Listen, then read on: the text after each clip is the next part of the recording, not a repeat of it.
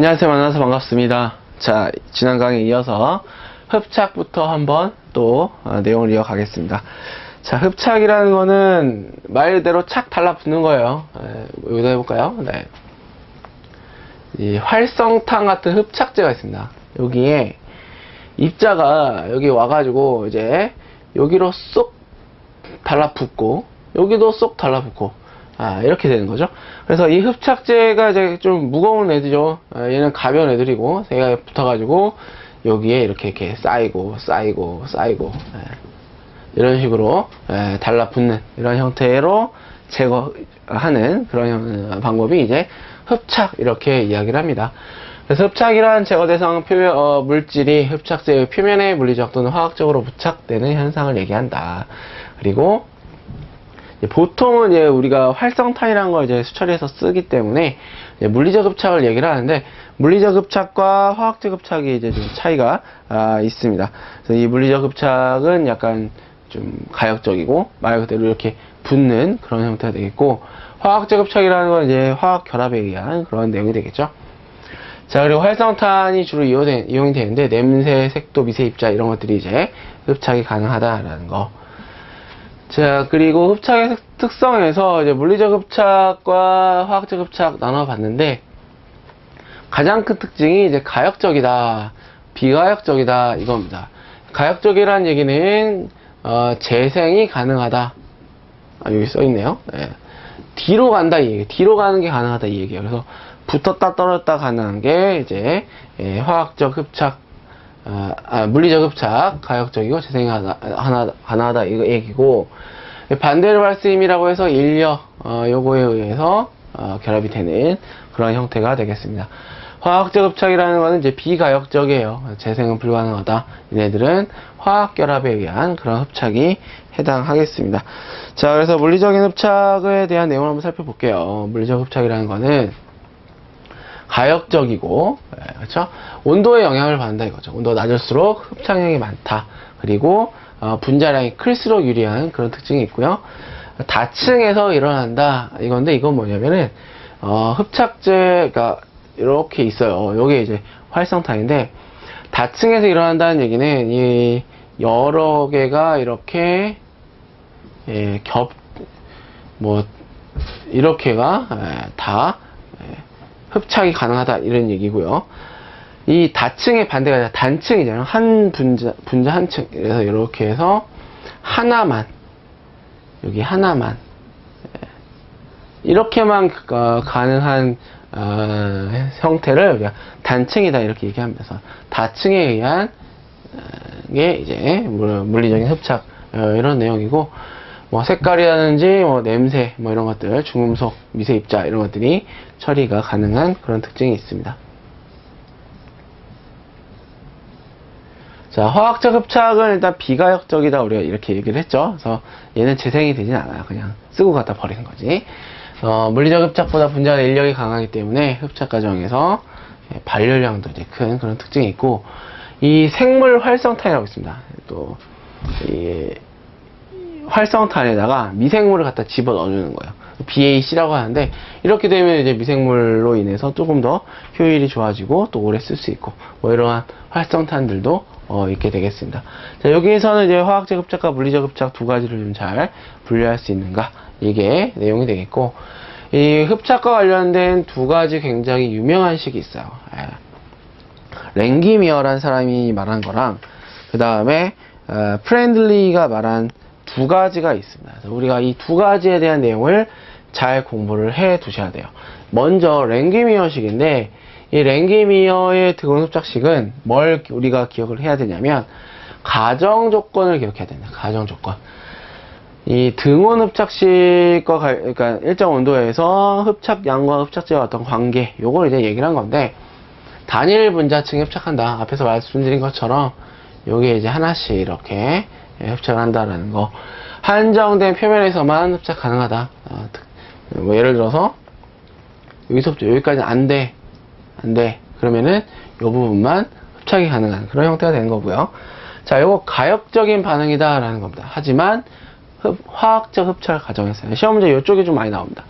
화학적 흡착만 기억하고 갔는데 물리적인 비가역적인 반응이다. 이걸 맞다 생각하거든요. 그게 아닙니다. 얘네들은 서로 반대지만 이 두 가지를 가정해서 만든 그 식이 랭귀미어 등원 흡착식이에요. 이게 공식입니다. 하지만 우리가 공식보다는 가정 조건이 주로 시험에 나오고 있기 때문에 그 부분을 좀 기억을 해주시고, 프렌들리식 같은 경우에는 계산 문제로 요 공식을 외워야지 풀 수 있는 그런 문제가 주로 출제가 되고 있어요. 그래서 X라는 거는 흡착된 피흡착물의 농도, M이라는 거는 주입된 흡착제의 농도, C라는 거는 흡착되고 남은 피흡착 물질의 농도, K와 N은 상수 이렇게 되겠습니다. 자, 여러분들 이렇게 좀 용어가 좀 복잡하죠? 그래서 제가 요거 한번 볼게요. 자, 여기에 내가 여기다가 흡착제를 집어넣을 거예요.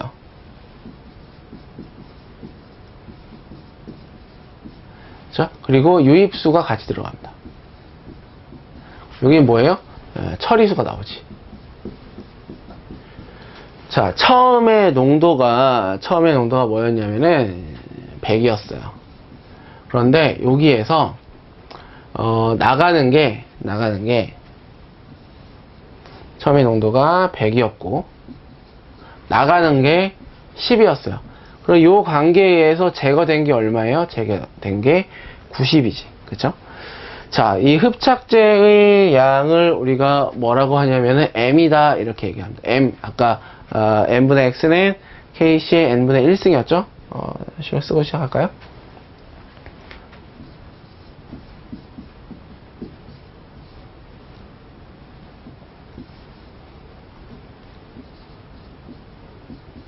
이렇게 되겠죠? 여기에서 M이 이 흡착제 얼마나 들어가냐 이 이야기입니다. 자, 그 다음에 C가 뭐냐면 C는 이 10이에요. 처리되고 나가는 거 얼마냐 이거예요. 그럼 X는 뭐냐면 100에서 10 뺀 거예요. 90만큼이 어떻게 됐어요? 흡착제에 의해서 제거된 거예요. 그게 바로 X에 해당하는 겁니다. 자, K와 N은 뭐겠어요? 상수값으로 주어집니다. 그렇죠? C가 뭐예요? 얘가 C예요. 이렇게 돼요. 그래서 M과 X와 C의 의미가 이렇게 되니까 용어가 사실 좀 어려울 수 있거든요. 하지만 요 개념으로 한 번 더 여러분들 옆에다가 적어 놓으시면 되겠습니다. 자, 그래서 용어의 정리에서 흡착제, 피흡착제, 파괴점 이렇게 나와 있는데, 파괴점이란 건 뭐냐면은 다 달라붙어 가지고 더 이상 흡착이 안 될 때, 이때는 어떻게 해줘야 됩니까? 흡착제를 재생한다거나 갈아준다거나 이래야 되겠죠? 그걸 갖다 우리가 파괴점이다 이렇게 이야기를 합니다. 자, 그 다음에 문제를 한번 볼게요. 프렌들리식을 이용한 주로 이 계산 문제가 좀 나올 수 있는데, 활성탄을 이용하여 흡착법으로 APS 처리하려고 한다. 농도가 30에서 10으로 변했대요. 그럼 제거된 거 얼마? 제거된 거 20. 이게 결국은 뭡니까? 요 식에서 우리가 X에 해당하겠죠. 그죠? 자, 그러면 이 10은 뭐였어요? 10? 여기는 이 10은 우리가 C에 해당합니다. 그죠? C에 해당해요. 그 다음에 활성탄의 양을 구하래요. 이건 뭘 구하라는 거예요? M을 구해라. 이런 얘기가 되겠습니다. 그러면 M은 없고 X도 있고 K도 있고 C도 있고 N도 있어요. K와 N을 주어졌죠. 그래서 공식에다가 집어넣게 되면은 이렇게 되겠습니다. 그래서 M을 구하게 되면은 4.0mg/L. 정답은 3번이 되겠죠. 자, 그 다음에 소독과 살균에 대한 내용 한번 살펴볼게요. 자, 소독과 살균에서 이거는 뭐 말 그대로요. 우리 그 화장실 청소하는 거 보면 이렇게 딱 보면은 뭐 99.9% 이렇게 살균, 소독 이런 말 나옵니다. 이게 무슨 말이냐면 화장실에 그 세탁하는 청소하는 그에게 이러한 소독이나 뭐 살균을 할 수 있는 성분이 거기에 들어가 있어요. 뭐 여러분 아시겠지만 락스 이런 거죠. 염소가 거기에 많이 들어 있습니다. 그래서 그 염소에 의해서 제거가 그런 균들이 죽게 되는 그런 건데, 그게 바로 여기에서 얘기하는 소독과 살균이랑 같은 거죠. 그런데 거기는 화장실이지만 여기는 어디예요? 물이에요, 물. 그래서 뭐 상수도 라인 같은 경우에는 거기에 염소를 넣습니다. 왜냐하면 그게 내가 딱 깨끗하게 처리했는데 가다가 균이 생길 수 있어요. 그러면 어떻게 됩니까? 수인성 전염병 막 이런 게 돌면서 동네가 이제 완전 막 큰일 나는 거죠. 그래서 내가 소독을 다 했는데 이 소독이 잔류할 수 있는 어떤 그런 성분의 소독제를 여기다 집어넣어서 쭉 보내주면은 가는 동안도 안 생기겠지, 이런 개념입니다. 그래서 염소 소독이 상수에서 쓰이는 그런 이유가 되겠고, 소독하는 방법이 염소만 있느냐? 그렇지 않아요. 우리가 여기에서 오존, 염소, UV 자외선이죠. 이 세 가지에 대한 내용을 한번 살펴보겠습니다. 자, 먼저 오존인데요. 오존은 굉장히 불안정한 물질입니다. 우리가 대기에서 했었던 이 O3예요. 굉장히 산화력이 강합니다. 그래서 그 유기물만 뭐 분해하고 막 이런 반응만 하는 게 아니라 그 바이러스까지도 제거할 수 있는 그런 특징을 갖고 있습니다. 그런데 얘는 취급에 주의가 필요합니다. 왜? 폭발성, 다양한 과산화물 이런 것들이 생길 수 있기 때문에 주의해야 되고, 이거를 만들어서 탱크에 넣고 어디 이동하냐? 그렇지 않아요. 그 자리에서 만들어서 사용을 해야 되죠. 그래서 직접 제조해서 사용한다. 굉장히 강력한 산화제다, 이런 특징을 갖고 있습니다. 자, 여기서 시험 문제의 장점과 단점을 좀 잘 구분할 수 있는가, 이런 문제로도 우리가 나올 수가 있는데, 자, 먼저 장점은 이제 굉장히 강합니다. 그래서 얘가 제일 센 애예요. 굉장히 강한 산화 분해 작용을 하고, 유기화합물의 어떤 생분해성을 높일 수 있고, 탈색, 탈취, 색과 냄새를 없애는 게 굉장히 어려운데 이 오존은 거기까지 가능하다. 병원균, 그다음에 바이러스 이런 것들까지도 제거가 가능하고, 그다음에 안정적으로 처리가 이제 가능하다라는 거죠. 물질이 안정한 게 아니라 안정적인 처리, 그러니까 높은 효율, 이걸 얘기를 하는 거고요. 자, 뒤에 이제 염소와 같이 이제 처리하는 경우도 있는데, 이런 경우에 염소의 요구량을 좀 감소시킬 수 있다라는 거. 슬러지는 생기지 않고 유지 관리가 용이하다. 단점이 있습니다. 지속성이 없어요. 자, 지속성에 대한 내용이 나오는데, 자, 요게 이제 잔류하느냐 이거거든요. 자, 우리가 UV, 오존, 염소에서 잔류하는 성질을 갖고 있는 거는 염소밖에 없어요. 그래서 그 부분 헷갈리지 않도록 하시고, 자, 상수 처리에 있어서는 염소 처리를 병용으로 해야 된다. 왜? 잔류성이 없기 때문에 그렇죠. 그 다음에 경제성이 좋지 않고 오존 발생 장치, 전력 비용이 과다하게 되는 이런 특징이 있습니다. 자, 다음 자외선 소독인데요. 우리가 자외선 소독이라는 얘기는 뭐냐면은 이제 뭐 식당 같은 데 가면은 이 컵이 이런 좀 스테인리스로 된 소독기 안에 들어가 있는 경우가 있거든요. 그게 바로 이러한 자외선 소독 비슷한 겁니다. 그래서 램프가 있어요. 램프. 얘는 무슨 램프냐면 자외선을 발사하는 램프입니다. 여기로 물을 흐르게 하는 거예요. 그러면서 이 자외선에 의해서 물속에 있는 이런 세균들이 소독이 되는 그런 효과를 갖고 올 수 있습니다. 자, 염소 소독이라는 얘기는 뭐냐면은, 염소 소독은 말 그대로 CL인데 이 상태로 존재하거든요. 기체 상태로 존재해요. 그런데 얘를 갖다가 물 속에 녹여서 HOCl의 형태로 만듭니다.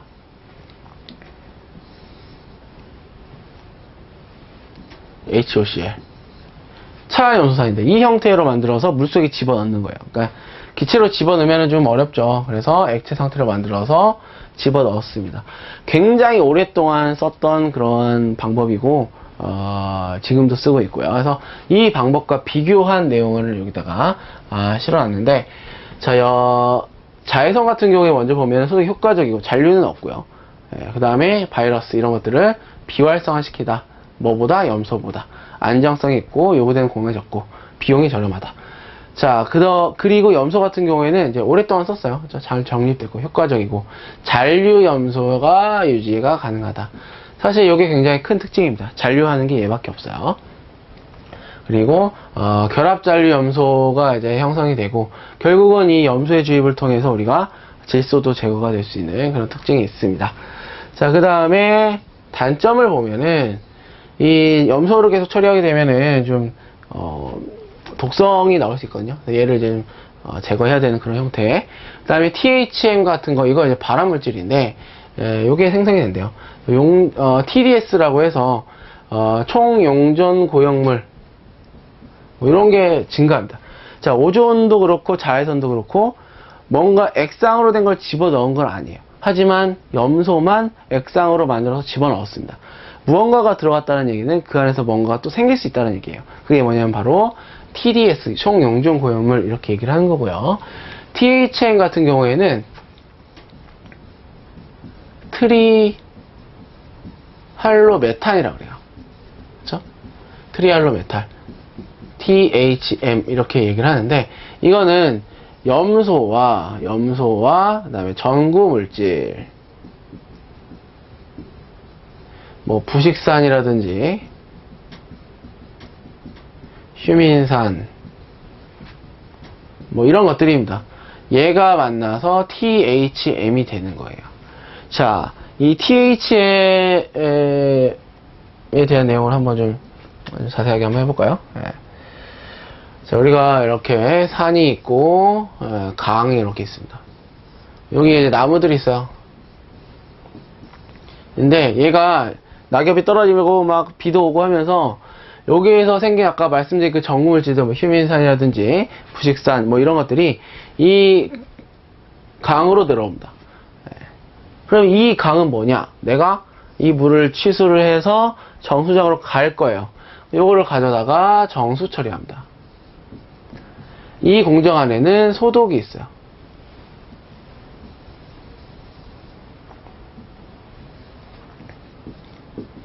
어떤 소독이 있느냐? 염소 소독이 있는 거지. 그래서 이 Cl과 그 다음에 전구 물질이 반응을 해서 THM이 되는데, 이 THM은 뭐냐면은 트리할로메탄이라고 그래요.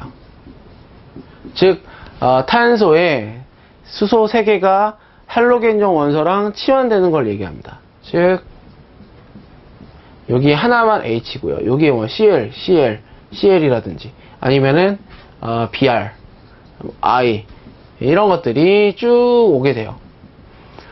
그렇게 됐을 때 우리가 THM이다 이렇게 총칭해서 THM이다 이렇게 얘기를 하고, 우리는 특별히 이 CL 염소로 이걸 많이 쓰기 때문에 이렇게 3개가 염소로 치환된 CHCl3 클로로폼이 제일 많이 발생을 합니다. 그래서 이게 이제 THM에 대한 그런 내용이어서 이렇게 정리를 한번 해주시고, 자, 그 다음에 뭐 안정적인 규제가 요명된다. 바이러스나 이런 것들은 조금 제거하기 어렵다라는 특징이 있게 되겠습니다. 자, UV 같은 경우에는 잔류에 대한 효과가 없다라는 거, 그리고 오존에 비해서는 조금 약해요. 그렇죠? 이런 특징이 있습니다. 자, 그 다음에 UV, 오존, 염소 소독 3가지를 좀 비교를 했습니다. 요거는 물론 이제 앞에 내용이랑 좀 겹치는 부분도 있어요. 하지만 시험 문제에 이 문구가 그대로 나오기 때문에 제가 추가를 한번 해봤습니다. 즉 무슨 말이냐면, 시험 문제에 UV, 오존, 염소 소독에 대한 비교 중 틀린 것은 이렇게 나올 수가 있고요. 또 앞에서처럼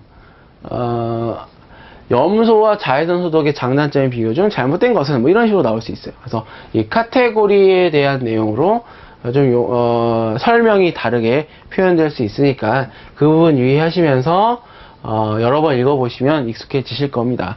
자, 그래서 UV에 대한 장점, 뭐 앞에서 얘기한 거랑 좀 비슷한 내용이 많이 있고요. 그 다음에 램프가 이제 좀 전력의 소비가 좀 덜 든다, 유지비가 낮다, 그리고 화학적 부작용으로부터 좀 안전하다, 전원의 제어가 용이하다, 자동으로 뭐 감시 가능하다, 뭐 이러한 특징이 더 있었습니다. 그 다음에 지속적인 뭐 살균이, pH에 관계없이 지속적인 살균이 가능하고, 하지만 잔류하진 않는다. 그리고 혼탁하면은, 탁도가 높으면 처리가 잘 안 된다라는 특징도 있게 되겠죠. 자, 오존 같은 경우에는 강력한 산화제로서 저장 시스템, 저장을 이제 뭐 해서 사고가 났던 적은 없었다라는 게 이제 장점이 되겠고요. 그리고 저장할 수는 없지만 반드시 현장에서 생산해야 됩니다. 왜? 굉장히 불안정하다고 그랬죠? 그렇기 때문에 저장이 안 되니까 이런 사고가 안 난 거예요. 좀 막 웃기죠? 하지만 이 문구가 또 시험에 나올 수가 있습니다. 소독 효과의 잔류는 없고 비싸다, 고가에 이런 특징이 있고, 염소 같은 경우에는 장점이 소독력이 좀 강하고 잔류 효과가 크다. 그다음에 박테리아에 대해 효과적인 살균제다. 구입비용이하고 저렴하고, 하지만 냄새가 나죠? 바이러스는 못 죽여요. 바이러스가 제일 센 애입니다. 그래서 이런 건 못 죽이고, 그 다음에 THM 이런 것들을 생성한다라는 단점이 있어요. 자, 그 다음에 유량 변동에 적응하기가 좀 어렵고 시간은 길다. 자, 여기까지가 오존, 자외선, UV에 대한 특징을 설명해 드렸습니다. 장점과 단점 위주로 공부를 하시면 되고, 자, 여기에서부터는 뭐가 나오냐면 염소 소독에 대한 내용이 나와요. 자, 다른 어떠한 UV나 오존도 그 안에 들어가는 어떤 내용은 있겠죠. 어떠한 원리로 좀 구체적인 게 있겠죠. 하지만 걔는 잘 시험에 안 나오고요. 이 염소 소독에 대한 그 세부적인 내용은 시험에 자주 출제가 되고 있습니다. 그래서 앞에서 얘기한 그 특징들과 함께 이 염소 소독에 대한 내용을 한번 같이 살펴보도록 할게요. 자, 먼저 이 Cl, 이 염소 기체를 그대로 집어 넣어줄 수 없기 때문에 얘를 물과 만나게 해서 HOCl의 형태로 집어넣게 돼요. 그런데 이 HOCl은 물속에서 한 번 더 들어가서 한 번 더 이온화가 됩니다. H 플러스 OCl 마이너스. 둘 다 Cl이기 때문에 상관없는 거 아닌가? 할 수 있는데 그게 아니라 소독의 능력이 HOCl이 더 커요. 완전 커. 그래서 똑같은 양을 집어넣어 줬는데 내가 환경을 좀 잘 못 만들어줘 가지고 얘가 OCl 마이너스 형태로 존재하게 되면은 어떻게 되겠어요? 소독이 잘 안 돼. 그래서 또 손해죠. 난 똑같이 집어넣었는데 더 안 되면. 그런데 내가 환경을 좀 잘 만들어주면은 똑같은 걸 집어넣어도 더 잘 돼요. 우리는 그걸 선택해야 돼, 후자를. 그래서 어떨 때 얘네들이 HOCl과 OCl-로 왔다 갔다 하느냐, 뭘 가지고 가느냐, pH를 갖고 얘기한다는 거예요. 그래서 이 pH에 따라서 HOCl로 존재하느냐, OCl- 존재하느냐, 이게 달라지게 됩니다. 자, 그러면 언제가 더 많냐? 즉, pH가 낮을수록 HOCl로 존재를 더 많이 해요. 요만큼의 HOCl이야. 그래서 pH가 낮게 되면은 어떻게 HOCl로 많이 존재하고, 이렇게 되는 경우에는 소독의 효과가 크다, 이렇게 볼 수가 있게 되겠습니다. 자, 그래서 낮을수록 HOCl보다 소독이 크다, 이게 지금 그 얘기를 하는 거고요.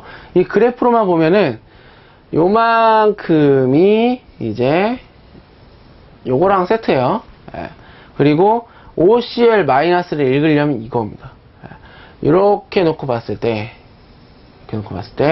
이 온도, 이 pH 범위에서는 요만큼의 HOCl과 그 다음에 이만 40만큼의 OCl- 존재한다, 이렇게 읽으시면 되는데, 뭐 그냥 요것만 잘 기억하셔도 문제는 다 풀 수가 있게 되겠습니다.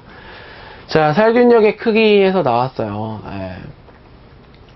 내가 이제 pH도 잘 맞춰 해서 이제 계속 집어넣었습니다. 근데 pH가 낮은데 잘 안 되는 거예요. 왜 안 되지? 했더니 보니까 물 속에 들어있는 이 질소와 그 다음에 내가 집어넣어준 이 HOCl이 만나가지고 새로운 무언가를 만들어 버리더래.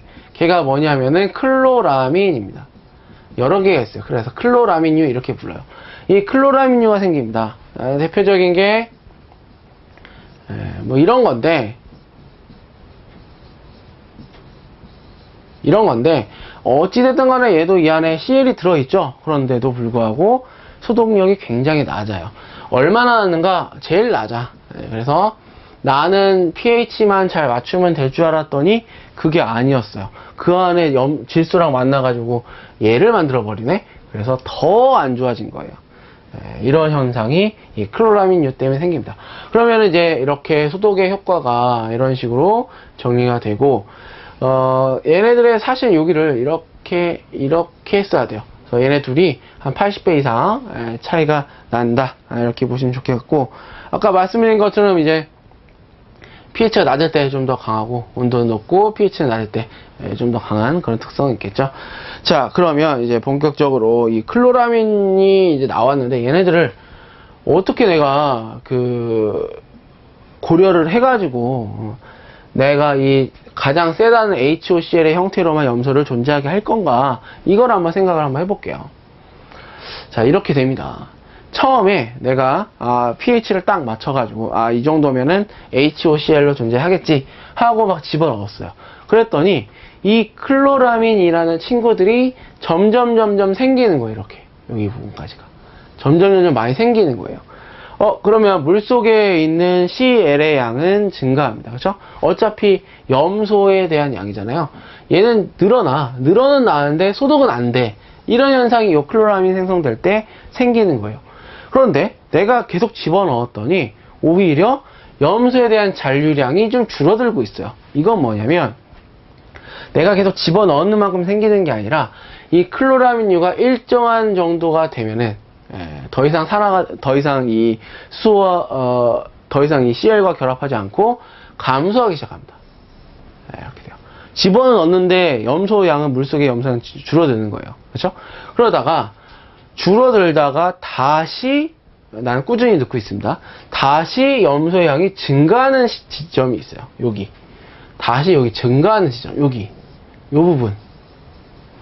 자, 여기를 기점으로 해서 여기서부터 여기 이후에는 HOCl의 형태로 염소가 존재하고요. 이 전까지는 결합 잔류 염소로 형태, 클로라민류로 존재를 하고 있는 겁니다. 그럼 나는 조금 더 많이 주입하더라도 여기의 형태의 염소보다는 여기 형태의 염소로 존재하게 하는 게 소독이 더 잘 되겠죠? 그러면 나는 어떻게 해야 돼요? 이 점을 지나서 주입하면 돼요. 나는 염소의 잔류량을 여기에 맞출 거야. 여기에. 이 정도에 맞출 거야. 그래서 막 집어넣다가 첫 번째 딱 만났어요. 그러면 됐네 하고 안 집어넣었어. 그러면 됩니까? 그럼 안 되지. 왜? 이때 형태는 결합잔류 염소 형태이기 때문에 소독이 그렇게 잘 되지 않아요. 그렇죠? 그래서 어떡하지 하고 더 집어넣어서 여기에 딱 만났어. 이때는 뭐예요? 이때는 내가 HOCl의 형태로 있기 때문에 이때는 괜찮구나. 그러면 여기에 맞게 뭘 해주면 됩니까? 염소를 집어넣으면 되겠죠. 그렇죠? 자, 여기에서 우리가 여기까지 클로라민이 생성되고 클로라민이 다시 분해될 때까지 우리가 여기를 뭐라고 하냐면은 여기를 소모량이다 이렇게 얘기합니다. 그냥 나는 얘는 필요 없어. 그냥 깔고 가는 거야. 이런 개념이고요. 여기서부터 여기 이후의 값을 뭐라고 하냐면은 잔류량이다 이렇게 얘기를 해요. 그래서 내가 소모되는데 필요한 염소의 양, 잔류시키는데 필요한 염소의 양 이렇게 되는 겁니다. 그럼 나는 얘네 둘을 합친 만큼을 뭘 해줘야 돼요? 주입을 해줘야 돼요. 그래서 염소의 주입량은 소모량과 잔류량을 합한 그 값이 주입량이 되겠습니다. 자, 그 다음에 이제 클로라민이 어떻게 생겼느냐 이렇게 생겼어요. 자, NH3가 HOCl이랑 만나서 NH2Cl 이렇게 되고요.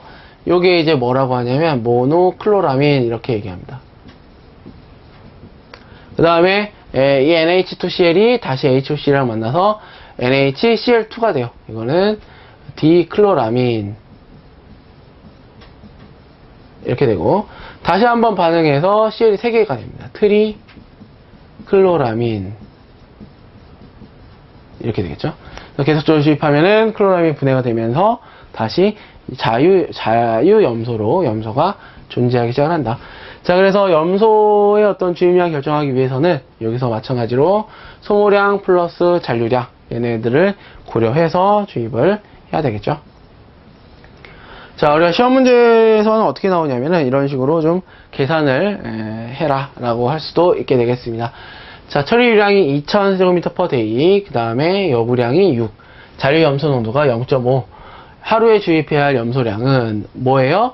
요구량과 잔류량을 더해줘야 돼요. 그쵸? 얼마가 되겠어요? 6.5가 되겠지. 뭐 간혹가다 이렇게만도 물어보는 경우가 있습니다. 하지만 이건 너무 쉽죠? 자, 여기 유량을 곱해서 뭘로 표현해줘요? 네, 총량, 킬로그램으로 나타낼 수가 있어요. 6.5가 이제 요구량과 잔류량 두 개를 더한 거고, 농도가 되겠고, 유량이 되겠죠? 그 다음에 밀리그램을 킬로그램으로, 세제곱미터를 리터로 바꿔주게 되면은 13kg/day가 정답이 되겠습니다. 정답은 4번이죠. 자, 다음 유해 화학 물질의 처리 한번 볼게요. 유해 물질의 화학적 처리. 암모니아 탈기법이라고 합니다. 수중의 암모니아를 화학적으로 제거하기 위한 방법이다. 그래서 알칼리도를 높여서 처리한다. 약 한 10 정도. 여기가 굉장히 중요합니다. 자, 암모니아가 친수성이에요. 그래서 물이랑 만나서 암모늄 이온을 형성을 하는 반응이 이렇게 되어 있습니다. 자, 이건 뭐냐면 이제 화학 평형에서 한쪽의 농도가 높아지게 되면은 반대쪽으로 역방향으로 가요. 높아지면은 없어지는 방향으로 갑니다. 그래서 요게 많아지면은 역방향으로 반응이 진행이 되는 특성을 갖고 있습니다. 이건 이제 화학 평형과 관련된 건데, 자, 이 상태는 어떤 상태냐면 물 속에 용해되어 있는 질소의 상태예요. 그런데 얘가 대기 중으로 나가면 이렇게 됩니다. 이건 공기, 여기는 물, 이렇게 됩니다. 그래서 pH를 올려서 수산화 이온이 많아지는 거니까 pH를 올려서 이쪽 방향으로 반응이 가게 해주면은 뭐 어찌됐든 간에 물 속에는 없어요. 그렇죠? 물 속에 있는 질소를 제거하는 방법 중에 하나다. 이름을 암모니아 탈기법, 에어 스트리핑, 암모니아 스트리핑, 뭐 이런 식으로 공기 탈기법 이렇게도 얘기합니다. 자, 다음 펜턴 반응인데요. 펜턴 반응에서 중요한 건 뭐냐면 이거는 강한 산화제를 이용해서 유기물을 분해하는 그런 반응이에요. 그런데 펜턴 반응이라고 했기 때문에 펜턴 시약이 필요합니다. 그 펜턴 시약은 과산화수소와 철염이 들어가요. 철은 무슨 역할을 하냐? 얘는 촉매 역할을 해요. 네, 그래서 이 과산화수소에 있는 OH 라디컬이라는 얘가 있는데 이게 굉장히 불안정한 물질입니다. 이 친구가 가서 반응을 하도록 하는 게 펜턴 반응이고요. 그 다음에 이거는 이제 이 펜턴 산화를 하기 위해서는 pH를 산성 상태로 맞춰줘야 됩니다. 그래서 이거를 조절하고 펜턴 산화 한 다음에 이 분해된 그 유기물들이 다시 중화를 시켜서 응집제를 주입합니다. 왜? 중화와 응집이 필요한 이유는 뭐냐면 얘가 좋아하는 pH 범위와 이 펜턴 산화 반응이 좋아하는 pH 범위가 다르기 때문에 그래요. 그래서 침전 방류 이렇게 되는 게 펜턴 반응이 되겠고요. 자, 그 다음에 크롬의 처리, 환원 침전법에서 육가 크롬을 3가로 pH 2에서 4에서 환원시키고 다시 3가를 파열해서 11로 침전시켜서 환원, 중화, 침전 이렇게 해서 처리하는 게 크롬의 어떤 처리 방법이 되겠습니다. 자, 요 같은 경우는 산화제로, 환원제로 이런 것들이 사용된다라는 거. 자, 그리고 여기에서 시험 문제가 주로 어떻게 출제되고 있냐면 이 반응식을 이용해서 여기서 필요한 뭐 약품들에 대한 양을 구하는 그런 문제가 나옵니다. 자, 보시면은 CR6 플러스가 600mg/L죠. 아황산 나트륨으로 환원 처리한대요. 걔가 누구냐면 이겁니다. 그렇죠? 폐수량이 40이래요. 하루에 필요한 아황산 나트륨의 양은 에서 나와 있습니다. 분자량까지 다 주어졌어요. 자, 여기에 지금 크롬이 하나 있죠? 그럼 무슨 뜻이냐면 2CR6 플러스 대 3Na2SO3 이렇게 반응한다 이거예요. 그럼 원자량과 분자량 넣어가지고 내가 필요한 양을 구할 수 있어요. 그렇죠? 그래서 보시면은 이렇게 됩니다. 먼저 부하량이 600 이렇게 돼요. 600mg/L니까 얘가 유량이 40세제곱미터죠. 둘을 곱해가지고 이 속에 들어있는 CR의 킬로그램을 구한 거예요. 6 플러스. 그죠? H2CrO4로 주어진 게 아니라 CR6 플러스로만 주어졌기 때문에 그대로 계산하시면 이게 바로 육각크롬의 총량이 됩니다. 자, 그러면 얘네들의 분자량의 차이가 크롬은 52죠? 그러면 2 곱하기 52대 그 다음에 Na2SO3는 126이에요. 3 곱하기 126의 비율로 반응을 하기 때문에 이거 갖다가 비례식으로 풀면은 이렇게 됩니다. 그렇죠? 이게 되고 비례식으로 풀면은 크롬이 24일 때 아황산 나트륨 얼마 필요한가 계산하시면은 87.2307kg 이렇게 되겠습니다. 시안의 처리 한번 보도록 할게요. 시안도 염소계 산화제를 이용해서 무해한 CO2와 N2로 분해하는 그런 방법입니다. 이것도 마찬가지로 CN이 분해가 돼서 이산화탄소 N으로 가는데 여기서의 문제도 보시면은 이런 식으로 시안의 농도가 이 정도 있을 때 필요한 차염수산의 양은 얼마인가 이렇게 좀 주로 나오고 있어요. 그래서 NaCn죠. Cn이 얼마인가? 2Cn인데 5NaOCl의 양이에요. 똑같이 비례식으로 산정을 하시면 되겠습니다. 자, 그 다음에 그 외에도 우리가 카드뮴 어떤 방법으로 처리하냐면 수산화물 침전법, 황화물 침전법, 탄산염 침전법, 비소 같은 경우에는 환원법, 수산화제 이철 공침법, 유기수은계 같은 경우는 흡착법, 산화분해법. 얘네들은 주로 어떤 방법으로 처리를 하는지에 대한 명칭을 물어보는 경우가 대부분입니다. 그래서 이렇게 좀 간단하게 좀 정리하시고 넘어가시면 될 것 같아요. 자, 여기까지 해서 이번 강 마치도록 하고요. 다음 강 이어서 뵙도록 하겠습니다. 감사합니다.